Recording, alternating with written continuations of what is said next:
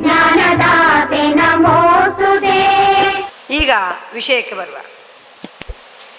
ಮಕ್ಕಳು ತಾವೇ ವಿಕಸಿತಗೊಳಿಸಲಿಲ್ಲ. ಒಂದು ಹೂವನ್ನು ಅದಾಗಿ ಅರಳಿ ಕಂಪು ಸೂಸಿದಾಗ ಮಾತ್ರ ಅದು ಎಲ್ಲರಿಗೂ ಚೆಂದ ಕಾಣೋದು, ಪರಿಮಳ ಬರುವುದು. ಹಾಗೆ ಮಕ್ಕಳಲ್ಲಿ ತುಂಬ ಭಾವನೆಗಳು ಸುಪ್ತವಾಗಿದೆ, ನಮಗೆ ಗೊತ್ತಾಗೋದಿಲ್ಲ. ಒಂದು ಸಣ್ಣ ಮಗುವನ್ನು ನೋಡಿ, ಅದಕ್ಕೆ ಕೊಡುವ ಆಹಾರ ಹಿತವಾಗದಿದ್ದರೆ ಅದು ನಿಮ್ಮನ್ನು ಪ್ರತಿಭಟಿಸ್ತದೆ, ನನಗೆ ಅದು ಬೇಡ ಎಂಬುದನ್ನು. ಒಂದು ಆಳ್ತದೆ, ಕೈಕಾಲು ಅಲ್ಲಾಡ್ತದೆ, ಏನೆಲ್ಲ ಮಾಡ್ತದೆ. ಬಾಲ್ಯದಲ್ಲಿ ಸಣ್ಣದಕ್ಕೆ ಹೇಳಲಿಕ್ಕೆ ಗೊತ್ತಿಲ್ಲದಿದ್ದರೂ ಅದು ತನ್ನ ವಿರೋಧವನ್ನು ಸೂಚಿಸ್ತದೆ. ಹಾಗೆ ಮಕ್ಕಳಲ್ಲಿ ಪ್ರಬುದ್ಧರಾದಾಗೆ ಬೇರೆ ಬೇರೆ ಬೇರೆ ಬೇರೆ ರೀತಿಯ ಭಾವನೆಗಳು ಸ್ತುಪ್ತವಾಗಿದ್ದದು ಹೊರಗೆ ಬರಲಿಕ್ಕೆ ಪ್ರಯತ್ನ ಮಾಡ್ತದೆ.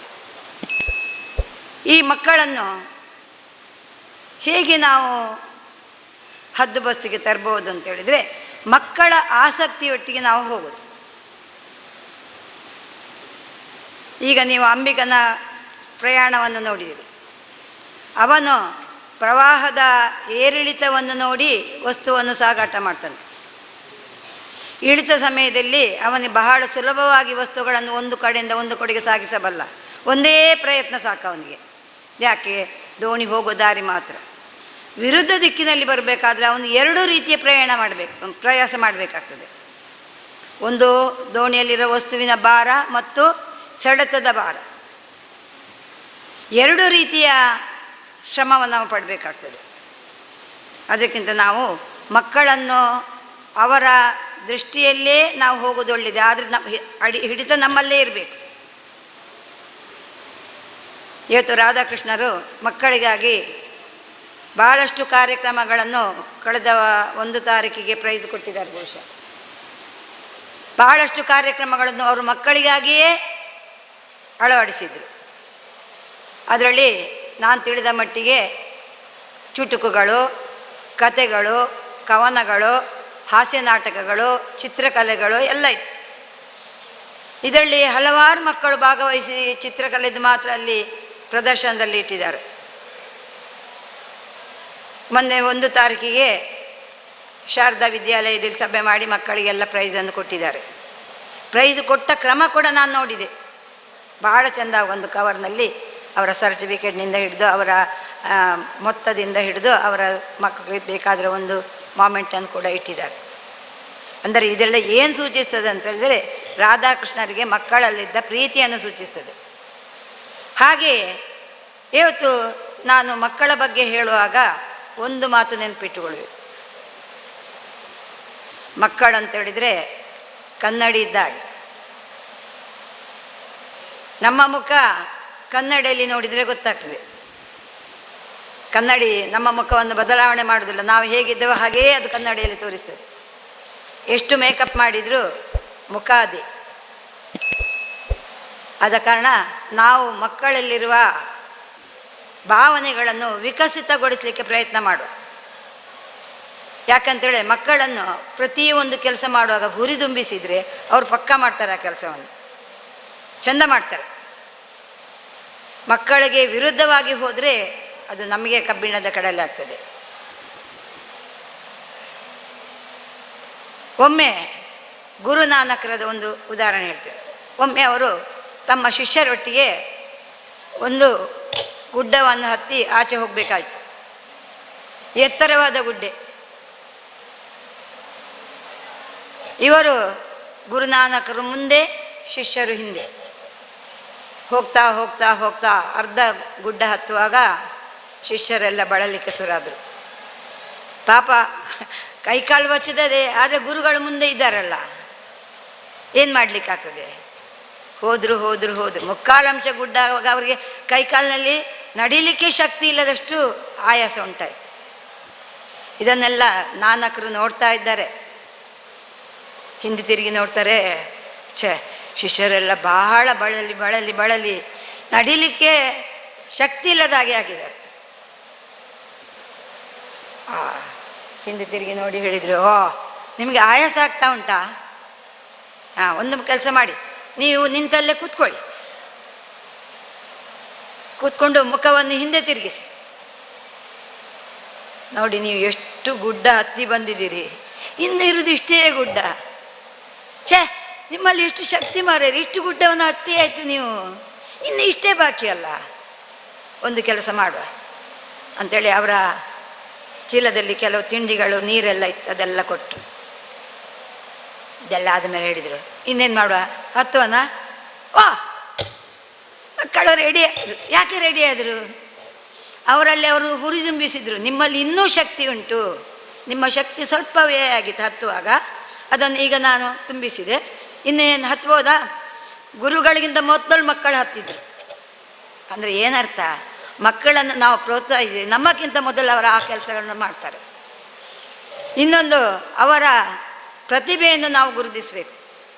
ಕೆಲವು ಮಕ್ಕಳೆಲ್ಲ ಒಳ್ಳೆ ಪ್ರತಿಭೆ ಇರ್ತದೆ, ಆದರೆ ಅದು ಬೆಳಕಿಗೆ ಬರಬೇಕಾದ್ರೆ ಅದಕ್ಕೆ ತಂದೆಯೋ ತಾಯಿಯೋ ಪ್ರೋತ್ಸಾಹ ಕೊಡಬೇಕು. ತಂದೆ ತಾಯಿಗಳ ಪ್ರೋತ್ಸಾಹದಿಂದ ಅವರು ಮುಂದೆ ಬರ್ತಾರೆ. ಅವರಿಗೆ ಆ ವಿಷಯದಲ್ಲಿ ಆಸಕ್ತಿ ಇಲ್ಲದಿದ್ದರೆ ಅವರು ಖಂಡಿತ ಅದನ್ನು ಮಾಡೋದಿಲ್ಲ. ಮಾಡಿದರೂ ಏನೋ ಒಂದು ಅಮ್ಮ ಬೈತಾರೆ ಅಪ್ಪ ಬೈತಾರೆ ಎಂಬ ದೃಷ್ಟಿಯಿಂದ ಮಾಡ್ತಾರೆ. ಏನೋ ಡ್ರಾಯಿಂಗ್ನಲ್ಲಿ ಹ್ಯಾಂಡ್ ಇಲ್ಲದ ಒಂದು ಮಗುವಿಗೆ ಒಂದು ಚಿತ್ರ ಕೊಟ್ಟು ಇದನ್ನು ಬಿಡಿಸು ಅಂತ ಹೇಳಿದರೆ ಅದು ಏನು ಮಾಡ್ತದೆ? 4 ಗೀಚು ಹಾಕಿ ನನಗೆ ಇಷ್ಟೇ ಗೊತ್ತಿರೋದಂತ ಅಲ್ಲಿ ಇಟ್ಟು ಹೋಗ್ತದೆ. ಆಗಲ್ಲ. ಆಗ ಏನು ಮಾಡಬೇಕು? ಚಿತ್ರದಲ್ಲಿ ಇಲ್ಲಿ ಅಂತ ಉಂಟು, ಒಂದು ಗಿಳಿ ಉಂಟು ಅಲ್ವಾ, ಗಿಳಿ ಸುಲಭ ಮಾಡಲಿಕ್ಕ, ಗಿಳಿ ಮಾಡಲಿಕ್ಕೆ ಭಾಳ ಸುಲಭ. ಒಂದು ಸಣ್ಣ ಉರುಟಾಕು, ಒಂದು ದೊಡ್ಡ ಉರುಟಾಕು, ಇಂಗ್ಲೀಷಿನ ವಿ ಬರಿ, ಈ ಚಂದ ಒಂದು ವಿ ಬರಿ, ಒಂದು ಅಡ್ಡ ಗೀಟ್ ಹಾಕು, 2 ಹೀಗೆ ಹಾಕು, ಅಲ್ಲಿ ಒಂದು ಕಣ್ಣು ಹಾಕು, ನೋಡು ಗಿಳಿ ಆಯ್ತಲ್ಲ. ಸುಲಭದಲ್ಲಿ ನಾವು ಮಕ್ಕಳಿಗೆ ಹೇಳ್ಬೋದು. ಪ್ರತಿಯೊಂದು ಕೆಲಸವನ್ನು ಇದೇ ರೀತಿಯಲ್ಲಿ ತಂದೆ ತಾಯಿಗಳು ಹೇಳ್ತಾ ಹೋದರೆ ಮಗು ಸ್ವಲ್ಪ ಸ್ವಲ್ಪ ಸ್ವಲ್ಪ ಸ್ವಲ್ಪ ಸ್ವಲ್ಪ ಕಲಿತದೆ. ಈಗ ಏನಾಗಿದೆ, ತಂದೆ ತಾಯಿಗಳಿಗೆ ಕೆಲಸಕ್ಕೆ ಹೋಗ್ಲಿಕ್ಕೆ ಆಯಿತು, ಮನೆಯಲ್ಲಿ ನೋಡಿಕೊಳ್ಳಲಿಕ್ಕೆ ಪುರ್ಸೋತಿಲ್ಲ. ಹಿಂದಿನ ಕಾಲ ಕೂಡು ಕುಟುಂಬದಲ್ಲಿ ಅಜ್ಜ ಅಜ್ಜಿಯರೆಲ್ಲ ಒಟ್ಟಿಗೆ ಇದ್ದರು. ತಂದೆ ತಾಯಿಗಳು ಕೆಲಸಕ್ಕೆ ಹೋದರೆ ಅಜ್ಜ ಅಜ್ಜಿಯರು ಮಕ್ಕಳನ್ನು ಹಾಗೆಲ್ಲ ಹೀಗೆಲ್ಲ ಅವರಿಗೆ ಬೇಕಾದ ತಿಂಡಿ ಕೊಟ್ಟು ಬೇಕಾದ ನೀತಿಗತೆಗಳನ್ನು ಹೇಳಿ ಅವರನ್ನು ಸರದಾರಿಗೆ ತರ್ತಿದ್ರು. ಕತೆಗಳು ಮಕ್ಕಳ ಜೀವನದಲ್ಲಿ ಬಹಳ ಪರಿಣಾಮ ಬೀಳ್ತದೆ. ಕತೆಗಳಿಂದ ನಾವು ಮಕ್ಕಳನ್ನು ತಿದ್ದಬಹುದು. ನನ್ನ ಮೊಮ್ಮಕ್ಕಳು ಹಾಗೆ ಸಣ್ಣದಿರುವಾಗ ಅಂಟು ದೊಡಮ ನಡುವೆ ನನಗೆ ಕತೆ ಹೇಳಿ, ಒಂದು ಕತೆ ಆದಮೇಲೆ ಇನ್ನೊಂದು ಕತೆ ಆದಮೇಲೆ ಮತ್ತೊಂದು. ಈ ಕಥೆಯಿಂದಲೇ ಅವರು ಈ ಮೊದಲು ನಮ್ಮ ಶಾಲೆಯಲ್ಲಿ ಕೂಡ ನೀತಿ ಬೋಧೆ ಅಂತ ಒಂದು ಪಾಠ ಇತ್ತು ನಮ್ಮ ಕಾಲದಲ್ಲಿ. ಅಲ್ಲಿರುವುದು ಕತೆಗಳೇ. ಆ ಪುಸ್ತಕದಲ್ಲಿ ಶಿಬಿ ಚಕ್ರವರ್ತಿ, ಹರಿಶ್ಚಂದ್ರ, ಮತ್ತು ಎಂಥ ಶ್ರವಣಕುಮಾರ, ದದೀಚಿ ಮುನಿ, ಇವರದೆಲ್ಲ ಕತೆಗಳು. ಆ ಕತೆಗಳಿಂದ ಎಷ್ಟು ಮಕ್ಕಳು ಪರಿಣಾಮಕಾರಿಯಾಗಿ ಆಗ್ತಾರೆ ಅಂದರೆ, ಕತೆಗೋಸ್ಕರ ಅವರು ಯಾವ ಕೆಲಸವನ್ನು ಮಾಡಲಿಕ್ಕೆ ರೆಡಿ. ಸಂಜೆ ಆಗುವಾಗ ಹೇಳೋದು, ನೀನು ಆ ಕೆಲಸ ಬೇಗ ಮೂಡು, ಮತ್ತು ಮಲಗುವಾಗ 2 ಕತೆ ಹೇಳ್ತೇನೆ ಅಂತ. ಸರಿ, ಮಕ್ಕಳು ನಮ್ಮಕ್ಕಿಂತ ಮೊದಲು ಆ ಕೆಲಸವನ್ನು ಮಾಡಿ ಮುಗಿಸ್ತಾರೆ. ಊಟ ಸಾಗಿ ಕತೆಯ ಆಸೆಯಿಂದ ಪಕ್ಕ ಊಟ ಮಾಡಿ, ದೊಡ್ಡಮ್ಮನಂದು ಊಟ ಆಯ್ತು ಮಲಗುವ.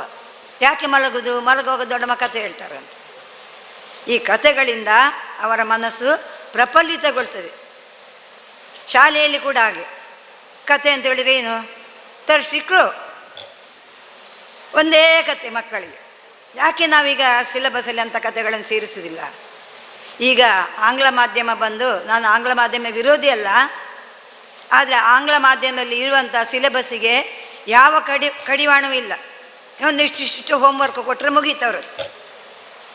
ನಾವು ಒಂದು ಶಾಲೆ ನಡೆಸ್ತಾ ಇದ್ದೇವೆ. ನಾನು ಹೇಳ್ತಾ ಇದ್ದೇನೆ, ಮಕ್ಕಳಿಗೆ ಹೊರೆಯಾಗುವಷ್ಟು ಅವರಿಗೆ ಹೋಮ್ವರ್ಕ್ ಕೊಡಬೇಡಿ, ಏನಿದ್ರು ಶಾಲೆಯಲ್ಲೇ ಮಾಡಿಸಿ.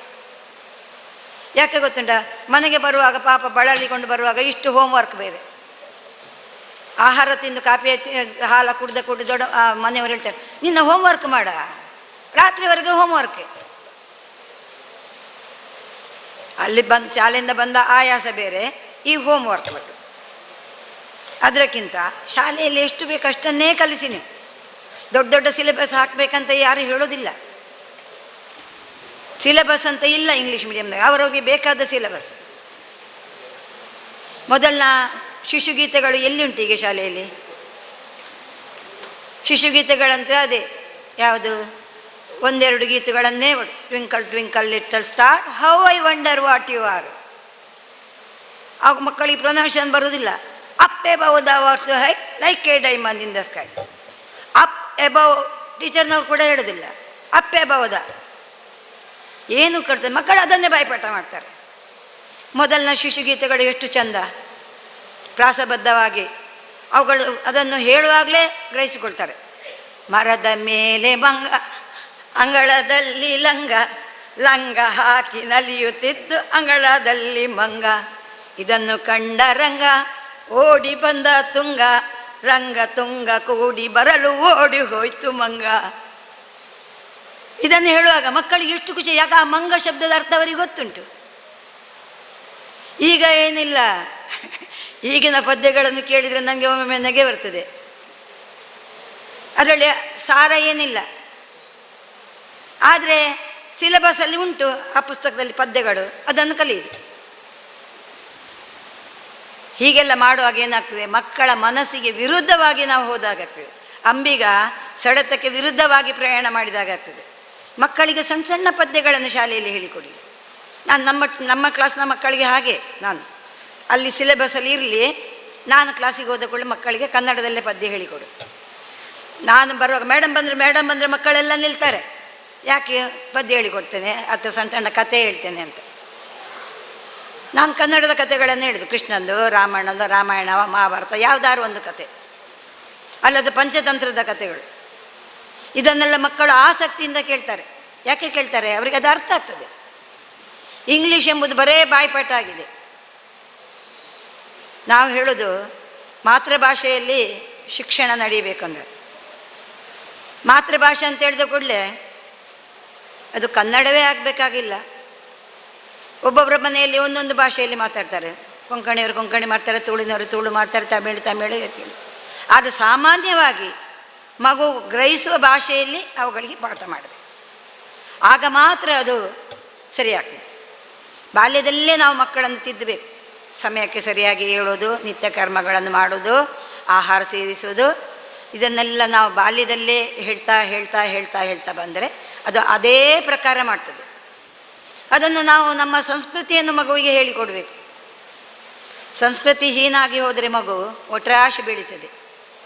ಒಂದು ಬಳ್ಳಿ ನೆಟ್ಟಗೆ ಚಂದ ಮೇಲೆ ಹೋಗಿ ಹೂ ಬಿಡಬೇಕಾದ್ರೆ ಅದಕ್ಕೊಂದು ಆಧಾರ ಸ್ತಂಭ ಕೊಡ್ತೀರಿ ಅಲ್ವಾ? ಯಾಕೆ ಕೊಡ್ತೀರಿ? ಆ ಬಳ್ಳಿ ಮೇಲೆ ಹೋಗಿ ಚಂದ ಹೂ ಅರಳಿ ಅಂತ. ಹಾಗೆ ನಮ್ಮ ಸಂಸ್ಕೃತಿ ಎಂಬ ಒಂದು ಕೋಲನ್ನು ದಿನಾಲು ನೆಡಿ. ಮಕ್ಕಳಿಗೆ ಸಂಸ್ಕೃತಿ ಹೇಳಿಕೊಡಿ. ಬೆಳಿಗ್ಗೆ ಎದ್ದ ಕೂಡಲೇ ದೇವರಿಗೆ ನಮಸ್ಕಾರ ಹಾಕೋದು, ನಿತ್ಯ ಕರ್ಮಗಳನ್ನು ಆಡೋದು, ಆಮೇಲೆ ಓದಲಿಕ್ಕಿದ್ರೆ ಓದೋದು, ಆಹಾರ ಸೇವಿಸೋದು, ಸ್ನಾನ ಗಿನ್ನೆಲ್ಲ ಮಾಡೋದು, ಯೂನಿಫಾರ್ಮ್ ಹಾಕಿ ಶಾಲೆಗೆ ಹೋಗೋದು. ಮೊದಲು ಯೂನಿಫಾರ್ಮ್ ಅಂತ ಇರಲಿಲ್ಲ. ನಾವು ಹೋಗುವಾಗ ಯಾವುದಾದ್ರೂ ಒಂದು ಅಂಗಿ ಹಾಕೋದು ಹೋಗೋದು. ಈಗಿನ ಹಾಗೆ ಕಾಲು ಕಟ್ಟುವ ಶೂಸ್ಗಳು ಮಕ್ಕಳಿಗೆ ಅದು ಸರಿ ನೋಡಿ, ಮಕ್ಕಳಿಗೆ ಬರ್ಡನ್ ಆಗ್ತದೆ ಅದು. ಟೈ ಯಾಕೆ ನಮಗೆ ಅಗತ್ಯ ಉಂಟಾ? ಇದು ಎಲ್ಲಿಂದ ಬಂತು? ವಿದೇಶದಿಂದ ಬಂತು. ಅಲ್ಲಿಯ ಚಳಿ ತಡೀಲಿಕ್ಕಾಗದವರು ಟೈ ಎಲ್ಲ ಹಾಕೋದು. ನಮ್ಮಲ್ಲಿ ಈ ಸೆಕೆಗಾಲದಲ್ಲಿ ಟೈ ಹಾಕಿದರೆ ಯಾವಾಗ ಟೈ ತೆಗೆದು ಬಿಸಾಡಲಿಲ್ಲ ಅಂತ ಕಾಣ್ತದೆ ಮಗುವಿಗೆ, ಯಾವಾಗ ಕಾಲಿನ ಶೂ ಕಳಿಸ್ಲಿಲ್ಲ ಅಂತ ಕಾಣ್ತದೆ. ಇದು ಈಗಿನ ಶಿಕ್ಷಣ ಮಕ್ಕಳಿಗೆ ಹೊರೆಯಾಗ್ತಾ ಇದೆ. ನೀವು ಹಿರಿಯರು ಸ್ವಲ್ಪ ಈ ಬಗ್ಗೆ ಆಲೋಚನೆ ಮಾಡಿ. ಯಾಕೆ ಮಗು ಅಷ್ಟು ಆಯಾಸ ಪಡ್ತದೆ ಶಾಲೆಯಿಂದ ಬರುವಾಗ? ಅದಕ್ಕೆ ಪಾಠದ ಹೊರೆಯೂ ಜಾಸ್ತಿ, ಅದರ ಚೀಲ ಉಂಟು ಅದಕ್ಕಿಂತಲೂ ಜಾಸ್ತಿ ಬಾರದ್ದು. ಅದನ್ನೆಲ್ಲ ಹೊತ್ತುಕೊಂಡು ಮನೆಗೆ ಬರುವಾಗ ಪಾಪ ಗೇಟ್ನ ಹತ್ತಿರ ಬರುವಾಗಲ ಯಾರಾದರೂ ಚೀಲ ತಗೊಂಡ್ರೆ ಆಗ್ತಿತ್ತು ಅಂತ ಕಾಣ್ತದೆ. ಹೀಗೆಲ್ಲ ನಾವು ಮಕ್ಕಳನ್ನು ದಂಡಿಸಿ ಬೆಳೆಸ್ತಾ ಇದ್ದೇವೆ ಅಂತ. ಪಾಪ ಅವರ ದಂಡನೆಯನ್ನು ಸ್ವಲ್ಪ ನೀವು ಕಡಿಮೆ ಮಾಡಿ. ಆದಷ್ಟು ಸಣ್ಣ ಸ್ವರದಲ್ಲಿ ಮಗು ಹತ್ರ ಮಾತಾಡಲಿಕ್ಕೆ ಕಲೀರಿ. ಮಗು ಒಂದು ತಪ್ಪು ಮಾಡಿದ ಕೂಡಲೇ ದೊಡ್ಡ ಆರ್ಭಟ ಹೊಡಿಬೇಡಿ. ಅದು ಯಾಕೆ ತಪ್ಪು ಮಾಡಿದೆ, ಎಲ್ಲಿ ತಪ್ಪಾಗಿದೆ, ಓ ನೀನು ಹೀಗೆ ಮಾಡಿದ, ಇನ್ನೊಂದ್ಸತಿ ಹೀಗೆ ಮಾಡಬೇಡ, ಇದನ್ನು ಹೀಗೆ ಮಾಡು. ಹೀಗೆ ಗಿಡವಾಗಿಯೇ ಇದ್ದ ಮಗುವನ್ನು ನಾವು ಚಂದದಲ್ಲಿ ಬೆಳೆಸಬೇಕು. ಮಗುವಿನ ಮನಸ್ಸನ್ನು ಹೇಗೆ ಉಂಟು ಅಂತ ಅರಿತುಕೊಂಡು ಅದಕ್ಕೆ ಪಾಠ ಹೇಳಿಕೊಡೋದಾ, ನಮ್ಮ ಸಂಸ್ಕೃತಿಯನ್ನು ಹೇಳಿಕೊಡೋದಾ, ಆಹಾರ ಕೊಡೋದಾ, ಇದನ್ನು ಮಾಡಬೇಕು. ಹೇಗೆ ನಾವು ಮಕ್ಕಳೊಟ್ಟಿಗೆ ಸೇರ್ತಾ ಹೋಗ್ತೇವ, ಹಾಗೆ ಮಗು ನಮ್ಮೊಟ್ಟಿಗೆ ಸೇರ್ತಾ ಉಂಟು. ನಾನೊಂದು ಪೇಪರಲ್ಲಿ ಓದಿದೆ ಮೊನ್ನೆ. ಮೊದಲು ಮಕ್ಕಳು ತಾಯಿ ಹಾಲು ಕುಡಿತಿದ್ರು, ಎದೆ ಹಾಲು ಕುಡಿದು ತಾಯಿಗೇ ಅಂಟುತ್ತಿದ್ರು. ಈಗ ಮಕ್ಕಳು ಬಾಟ್ಲಿ ಹಾಲು ಕುಡಿತಾರೆ, ಬಾಟ್ಲಿಗೆ ಅಂಟುತ್ತಾ ಇದ್ದಾರೆ ಪ್ರಾಯಕ್ಕೆ ಬಂದಾಗ. ಯಾಕೆ? ಅವರಿಗೆ ತಂದೆ ತಾಯಿಗಳ ಪ್ರೀತಿ ಕಡಿಮೆ ಆಗ್ತದೆ, ಬಾಟ್ಲಿ ಪ್ರೀತಿಗಳು ಜಾಸ್ತಿ ಆಗ್ತದೆ. ಆದ ಕಾರಣ ನೀವು ನಿಮ್ಮ ಮಕ್ಕಳನ್ನು ಎಷ್ಟು ಸಾಧ್ಯ ಉಂಟೋ ಅಷ್ಟು ಸಮಾಧಾನದಲ್ಲಿ ಆ ಮಕ್ಕಳ ಮನೋಮಟ್ಟವನ್ನು ಅರ್ಥಿಕೊಂಡು ಹಿರಿಯರಿಗೆ ಗೌರವ ಕೊಡಬೇಕು. ಸಂಜೆ ಆಗುವಾಗ, ಕತ್ತಲಾಗುವಾಗ ದೇವರಿಗೆ ದೀಪ ಹಚ್ಚದಾಗ ದೇವರಿಗೆ ನಮಸ್ಕಾರ ಮಾಡಬೇಕು. ಸಾಧ್ಯ ಇದ್ದರೆ ಒಂದೆರಡು ಭಜನೆ ಗೀತೆಗಳನ್ನು ಹೇಳಬೇಕು.